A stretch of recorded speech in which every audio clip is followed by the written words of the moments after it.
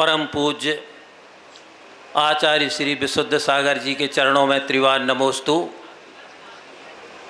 उनके संपूर्ण संघ को त्रिवार नमोस्तु। संगोष्ठी के आज के इस सत्र के अध्यक्ष विश्व प्रसिद्ध जैन दर्शन, न्याय, पुरातत्व और भाषा, जितने भी विशेषण उन्हें लगाए जाएं, उनके अतिथि विद्वान माननीय श्री बिशप प्रसाद जी और इस संगोष्ठी के संयोजक शास्त्री परिषद के अध्यक्ष महामनीषी विद्वत वरेण्य डॉक्टर श्रेयांश कुमार जी, श्री पंडित दिनेश चंद जी, मंच पर उपस्थित सभी विद्वज्जन एवं इस सभा में विराजमान सभी महानुभाव माता एवं बहनें। यह संगोष्ठी आचार्य समंतभद्र कृत आप्तमीमांसा पर है। आचार्य समंतभद्र से सभी भली भांति परिचित हैं। अन्य दर्शनों में जैसे उनके प्रस्थापक आचार्य हुए हैं, उनकी कृतियां हुई हुई हैं, उसी प्रकार से आचार्य समंतभद्र की यह आप्तमीमांसा है। चाहे ब्रह्म सूत्र कहें, न्याय सूत्र कहें, सांकारिका कहें, उसी तरह से जैन दर्शन में आप्तमीमांसा जैन दर्शन का प्रमुख ग्रंथ है। आचार्य समंतभद्र जैन दर्शन के प्रपितामह हैं। जैन तर्कशास्त्र के पिता हैं। अगर आचार्य समंतभद्र को जैन दर्शन और न्याय से अलग कर दिया जाए तो जैन दर्शन में कुछ नहीं बचता। बाणभट्ट के संबंध में किसी कवि ने एक सूक्ति कही है, वाणोच्छिष्टम जगत सर्वम। इसी प्रकार से दर्शन और न्याय के क्षेत्र में यदि कहा जाए समंतभद्रोच्छिष्टम, माने आचार्य समंतभद्र ने जिन न्याय ग्रंथों का प्रतिपादन कर दिया, आप्तमीमांसा, शंभु स्तोत्र, युक्तानुशासनम, उसके बाद उनके परवर्ती किसी भी आचार्य को उनसे अधिक लिखने की जरूरत नहीं पड़ी। आप पूरे ग्रंथ देख जाएं। आप्तमीमांसा पर भाष्य लिखा है आचार्य अकलंक देव ने, उसका नाम है अष्टसती, और उस पर महाभाष्य लिखा है आचार्य विद्यानंद ने, उसका नाम है अष्टसहस्री, और उस पे भी टिप्पण लिखे हैं। मुझे शायद मेरे संज्ञान दृष्टिपथ में ये नहीं आया है कि वो टिप्पण छपे हैं कि नहीं छपे हैं। वो स्वतंत्र एक ग्रंथ के रूप में है। वो यशो विजय जी के टिप्पण हैं, शायद छपे नहीं हैं, और वो स्वतंत्र एक ग्रंथ के रूप में स्वतंत्र एक दर्शन का प्रतिपादन करते हैं। इसी प्रकार से युक्तानुशासनम पे आचार्य विद्यानंद ने युक्तानुशासना अलंकार लिखा है, और आप्तमीमांसा पर देवागम वृत्ति लिखी गई है। सभी ग्रंथ आप उठा करके देख लीजिए, आद्योपांत पढ़ लीजिए, कोई आपको ऐसी युक्ति समझ में नहीं आएगी कि जो आचार्य समंतभद्र ने अपने ग्रंथों में निबद्ध कर दी है। इसलिए आचार्य समंतभद्र जैन दर्शन और न्याय के प्रपितामह कहे जाते हैं। उन्होंने अपने ग्रंथों में एकांतवादों का समीक्षण किया है, लेकिन सभी को याद रखना चाहिए कि अनेकांत दर्शन में किसी का निरसन नहीं किया गया है। तो पहले तो आप निरसन या खंडन शब्द का प्रयोग करना छोड़ दीजिए। परम पूजाचार्य श्री भी बैठे हुए हैं। हम तो उन अनेकांत दर्शन और आचार्य समंतभद्र के लघुनंदन मानते हैं कि जिनके समूचे जीवन में कहीं भी निषेध नहीं है। अभी हमारे एक मित्र मिले, तो उन्होंने कहा कि आचार्य श्री से निवेदन करना है, पंचकल्याण करवाना है, तो यदि दूरी नहीं होगी तो आचार्य श्री निषेध कभी नहीं करेंगे, मना कभी नहीं करेंगे, और वो अवश्य जाएंगे। इतनी उदारता है। और ये तो सर्वोदयी संत है। आचार्य समंतभद्र ने स्वयं कहा है भगवान महावीर स्वामी के दर्शन को सर्वोदयी दर्शन है, उनका शासन सर्वोदय है। वो लिखते हैं सर्वांतवत् तद गुण मुख्य कल्पम सर्वांत शून्यम च मिथुन अपेक्षम सर्वापदा मंत्र करम भवंतम सर्वोदयम तीर्थमिदम तबैव। हे प्रभु, आपका सर्वोदय तीर्थ है, और उस सर्वोदय तीर्थ के अगर दूसरे रूप में हम अगर दर्शन पाते हैं, देखते हैं, तो परम पूज्य आचार्य विशुद्ध सागर जी का दर्शन सर्वोदयी दर्शन है। बंधुओं, विषयांतर बात ना हो जाए, आलेख बहुत बड़ा है और आपको धैर्य रखना पड़ेगा। हम रायपुर समाज का बहुत आभार मानते हैं, बड़ी हिम्मत की है समाज ने, बड़ी हिम्मत की है आत्ममीमांसा पर संगोष्ठी कराने की और सुनने की। क्योंकि प्रायः ये होता है, समाज संगोष्ठी इसलिए नहीं करवाना चाहती है कि विद्वानों की बड़ी गरिष्ठ बात हो जाती है। वो कहते हैं भाई विद्वानों की बात तो हमें समझ में नहीं आती है, अगर करवाना ही है गोष्ठी तो ऐसी गोष्ठी करवाइए जो सरल समझ में आ जाए। तो आज तो ये बड़ी गरिष्ठ गोष्ठी है, और जिन्होंने अध्ययन किया होगा, दर्शन का पारायण किया होगा, उन्हीं को आचार्य समंतभद्र की युक्तियां समझ में आने वाली हैं, अन्यथा भी युक्तियां समझ में आने वाली नहीं हैं। इसलिए आपकी हम भूरी भूरी सराहना करते हैं, पुण्य की सराहना करते हैं कि आपने आत्ममीमांसा के ऊपर ये संगोष्ठी रखी है। रखना भी चाहिए, समझ में आए ना आए, लेकिन आपका पुण्यवर्धन तो होना ही है। क्योंकि जैसा कि कहा है कि आचार्य समंतभद्र से बढ़ करके कोई आचार्य जैन दर्शन का हुआ नहीं है। और उनके साथ तो कई चमत्कारिक घटनाएं भी लगी हुई हैं कि जिन धर्म का कितना प्रभाव है कि अगर भक्ति से कोई जिन देव की, बीतरागी प्रभु की वंदना स्तवन आदि करता है तो निश्चित रूप से उसे व्यवहारिक उपलब्धियां प्राप्त होने के साथ उसका मोक्ष मार्ग भी प्रशस्त होता है। बंधुओं, हम विषयांतर में ज़्यादा ना जा करके आपसे कहना चाहे कि भगवान महावीर जब हुए उस समय इस देश में बड़ी उथल पुथल चल रही थी, सब जगह हिंसा का तांडव था, वर्ग संघर्ष था, एक दूसरे संप्रदाय को फूटी आंख से देख नहीं सकते थे, सर्वत्र घृणा का वातावरण था। उस समय और भी एकांतवादी हुए हैं या तीर्थकर हुए हैं या जो अपने को तीर्थंकर कहते हैं ऐसे भी हुए हैं, जैसे बुद्ध हैं, मखली गोसाल हैं, प्रबुद्ध कच्चायन हैं, बेलट्ठी पुत्थे आदि। और इनके सब अपने अपने संप्रदाय थे और इनकी उस समय बड़ी मान्यता थी। ऐसा नहीं था कि मान्यता नहीं थी, बड़ी मान्यता थी।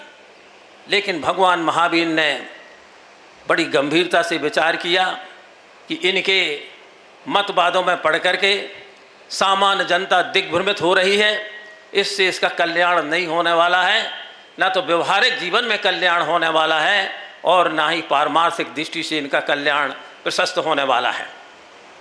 तो उन्होंने फिर उपदेश दिया, सब जानते हैं, उसमें न जा करके गौतम गणधर आदि ने उनकी वाणी को अर्थ रूप में निबद्ध किया, पर आचार्य परंपरा से उनकी वाणी सुरक्षित पाते हैं। और अपना सठखंडागम आदि तो है ही, कसाय पावड़ है। इसके बाद यदि दार्शनिक शब्दावली में महावीर स्वामी के अनेकांत दर्शन स्याद्वाद और नए पद्धति को किसी ने कलम से ग्रसित गूंथा है, लिखा है, तो वो कौन है? आचार्य समंतभद्र है। आचार्य समंतभद्र सर्वतोभावी सर्वतोसाई व्यक्तित्व के धनी थे और वो उस समय की परंपरा के अनुसार भी निर्वाह करके जानते थे और डंके की चोट पर कहते थे कि जिसको आना है बात हमसे कर ले। जैन दर्शन क्या है इसको आप समझें और उन्होंने डंके की चोट पर सभी अन्य दर्शनों के धर्म गुरुओं को चैलेंज किया था कि आप आएं और हमसे बात करें, तब निश्चित होगा कि कौन दर्शन सबसे महान है। और उस समय बाद में यदि कोई किसी की जीत होती थी, वो था जैन दर्शन, अनेकांतवाद। वो आचार्य ऐसे नहीं थे कि आपसे किसी ने कहा वहीं मत्था टेक दिया। माफ़ करना, आज ये परंपरा सी बन गई है कि जो भी साधु आया उसके कहे में आप चल देते हैं, परीक्षण नहीं करते। परीक्षा नहीं लेना है, लेकिन आपको देखना है कौन संत बीतरागी है। कभी कभी तो ऐसा भी होता है कि कोई संत बीतरागी संत की भी निंदा करने लगता है और आप उसकी बातों में भी पड़ जाते हैं। आप इन संत को देखें, स्वयं परीक्षण करें और उनके मार्ग का अनुकरण करें। आचार्य समंतबद्ध ऐसे थे कि उन्होंने डंके की चोट पर कहा, देवागम नभोया ने चामरादि विभूतिया माया विश्वपि दिशंते नातस्तमसिनो महान। वो देवता के संबंध में था, देव के स्वरूप के संबंध में था कि सभी देव नहीं हो सकते। देवों का आगमन आदि जितने अतिशय हैं, चमत्कार आदि हैं, ये तो किसी में भी हो सकते हैं, मायावियों में भी हो सकते हैं। हम तो उसी में विश्वास करेंगे। ये सिर हमारा वहीं झुकेगा जिनकी वाणी में कहीं पर तीन काल में कहीं पर भी विरोध उपस्थित ना हो। और ऐसी वाणी सर्वज्ञ की हो सकती है, जिनेंद्र देव की हो सकती है, हमारे विशुद्ध सागर जी महाराज जैसे आचार्यों की हो सकती है। हम तो उसी वाणी में विश्वास करेंगे और किसी की वाणी में विश्वास नहीं करेंगे।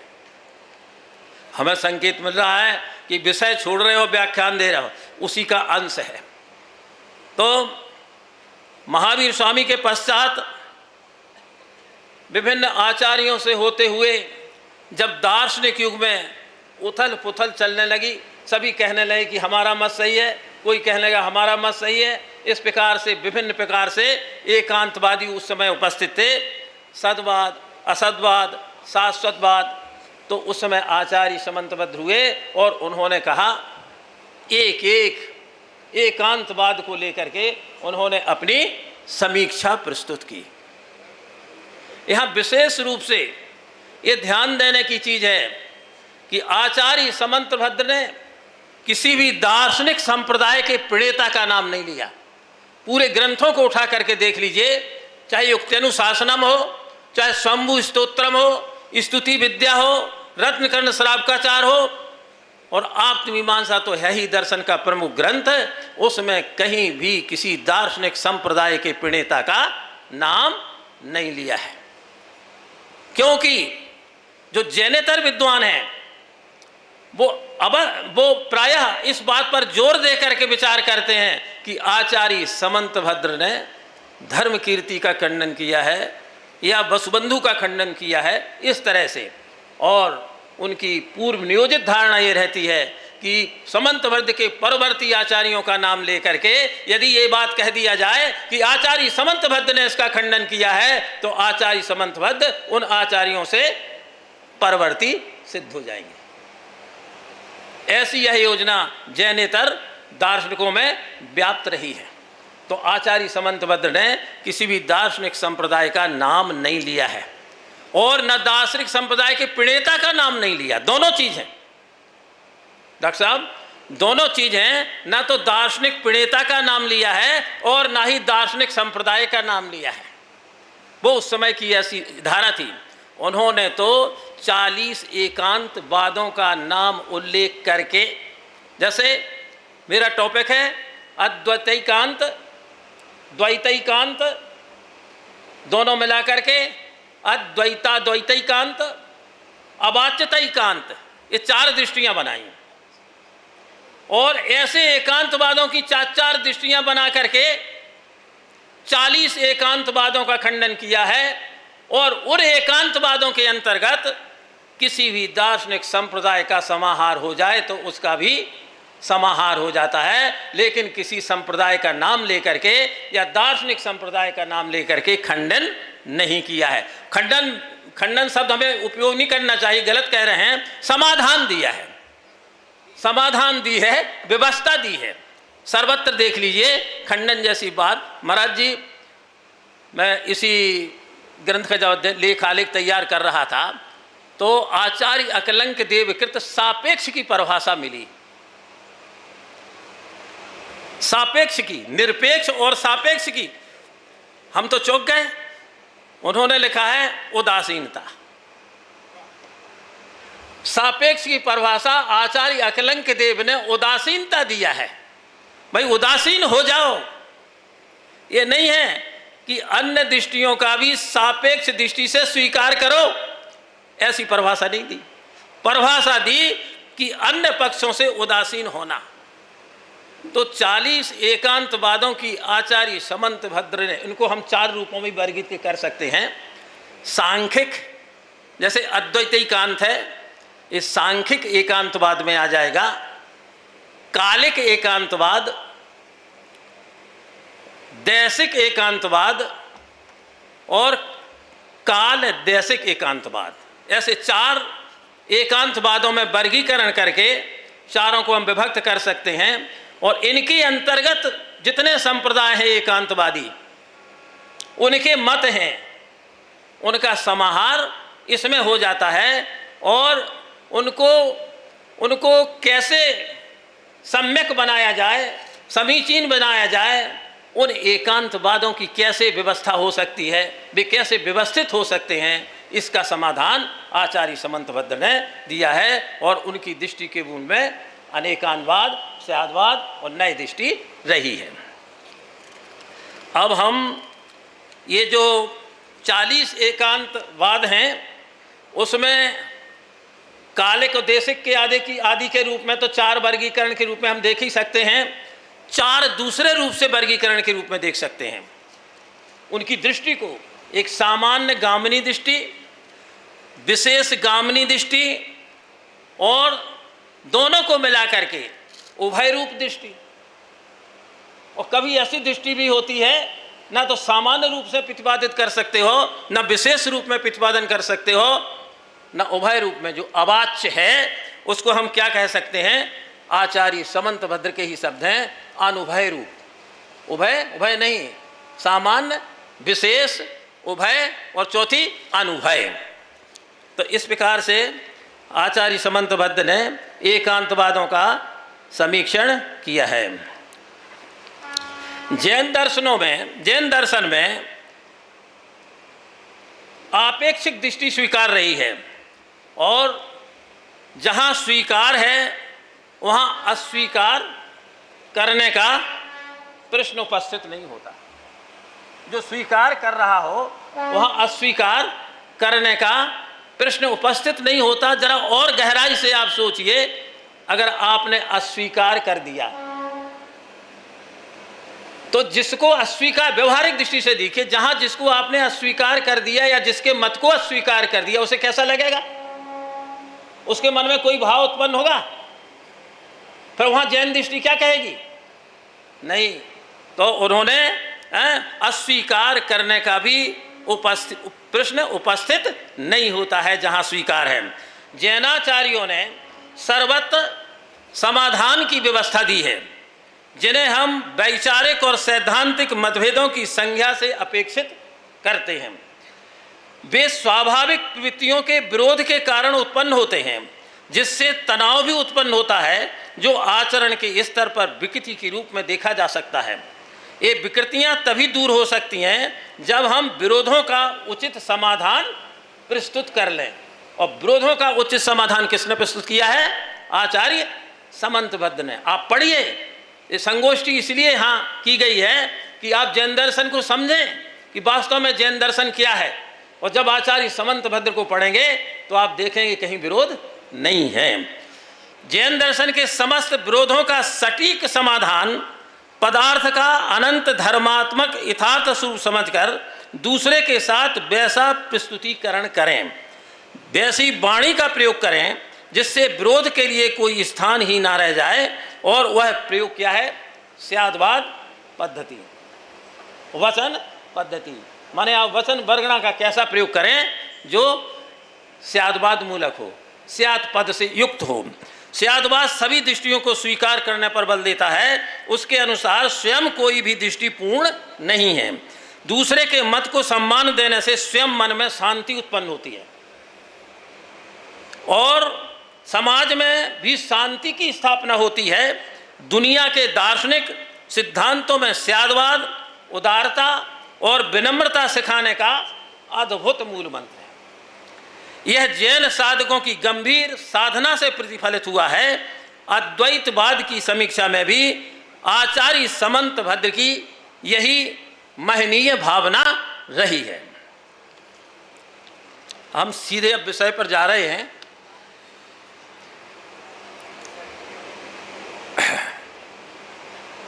आचार्य समंतभद्र के जो परवर्ती आचार्य हैं, जिन आचार्यों ने उनके ग्रंथों पर टीका लिखी है, व्याख्या लिखी है, भाष्य लिखे हैं, तो उन्होंने, जैसे आचार्य अकलंक हैं, आचार्य समंत विद्यानंद हैं, वसुनंदी हैं, या आचार्य समंत आत्ममीमांसा के विचारों को लेकर के जिन्होंने अपनी समीक्षा दी है, तो उसमें परब्रह्माद्वैत, शब्दाद्वैत, संवेदनाद्वैत, चित्राद्वैत, विज्ञानाद्वैत आदि अनेक अद्वैतवादों का समीक्षण प्रस्तुत किया है।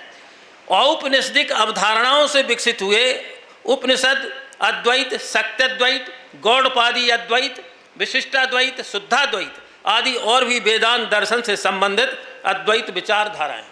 डॉक्टर साहब, यहाँ हम विशेष बातें कहना चाहते हैं कि जब भी अब जिन अद्वैतवादों की हमने चर्चा की है, उन सबसे कहीं ना कहीं ब्रह्म को जोड़ दिया गया है। ब्रह्माद्वैत, ब्रह्म को जोड़ दिया। ब्रह्म सत्यं जगन मिथ्या जीवो ब्रह्मैव न परा।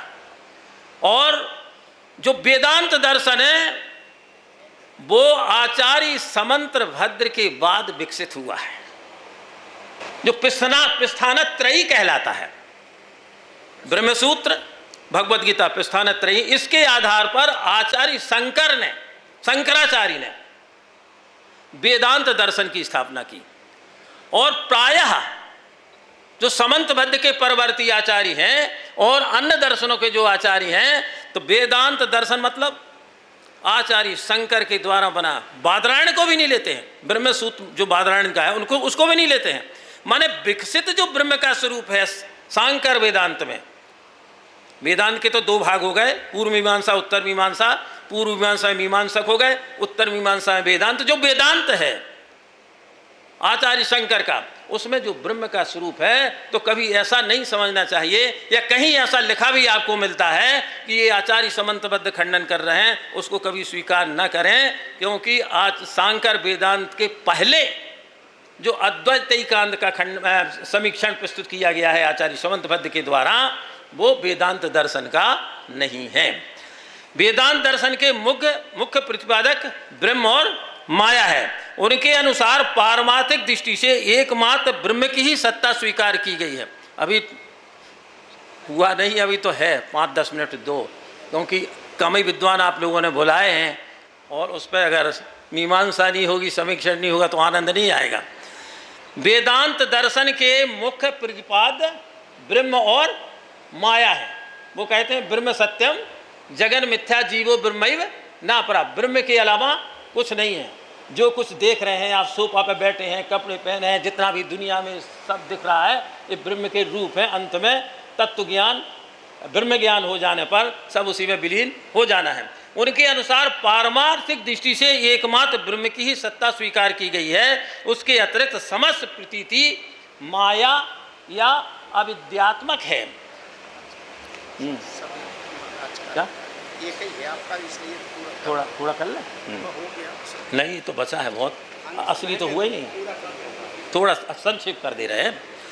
अच्छा, इसको हम छोड़ रहे हैं महाराज जी, बहुत सारी चीज़ें मुख्य बिंदु पे आ रहे हैं। आचार्य समंतभद्र ने आप्त मीमांसा की 24 से 27 कारिकाओं में अद्वैतैकांत की समीक्षा की है, तथा 33 से 36 कारिकाओं में उसका समाधान प्रस्तुत किया है।